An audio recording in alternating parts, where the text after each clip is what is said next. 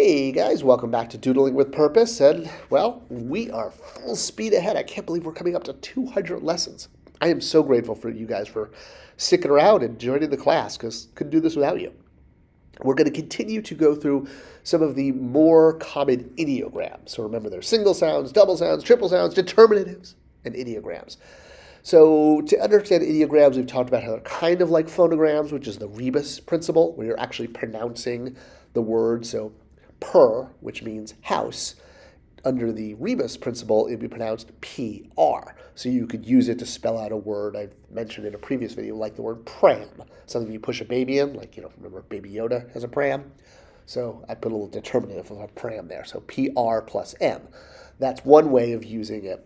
But you can also use that same glyph as a ideogram, simply, as the red arrow shows, by putting a stroke line. And this turns the ideogram, or the phonogram, into an ideogram. So you're using the actual item, like a heart, or year, or mouth, as opposed to using the sound of that word.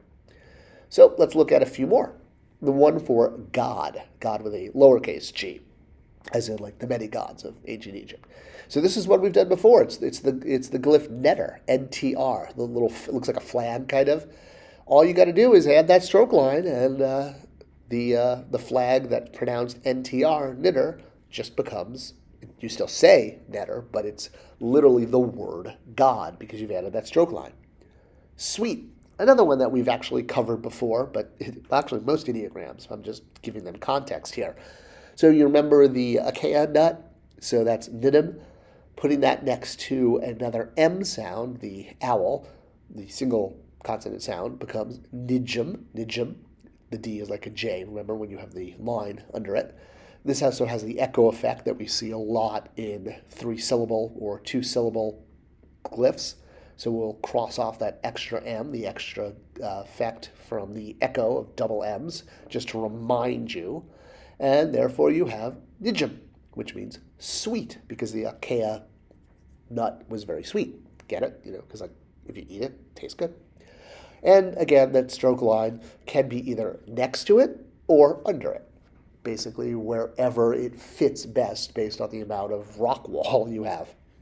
Mouth, another very common ideogram that you already know because it's a single sound. You remember it because it's R. The single sound for R is a mouth, an open mouth. And it can just, while it can be pronounced R, if you put that stroke line next to it or under it, it transforms it from just being the sound R to literally what it is. All right, last one for today. And boy, easy lessons today because we've done a lot of these glyphs already. Sun. Sun, as we know, is pronounced Ra, like the sun god Ra, which is a circle with a dot in it. It's the sun disk. You'll see this a lot. It also tends to appear above Hooper, the scarab beetle. But if we're just dealing with the sun as an actual object, add a stroke line. Boom. It almost kind of looks like the back of a stormtrooper armor. All right, so here you go. Here are your 4 new ideograms for this week. So we have a netter, nijum, R, and Ra, which not a flag, not nut, not a oval, and not a circle, but rather God, sweet, mouth, and sun. Ideograms are pretty cool because you are literally saying what is drawn. And it's probably one of the easier parts of hieroglyphics, but you have to know that you're not pronouncing it. And that's part of doodling with purpose and being able to tell the difference between an ideogram and the glyph sound.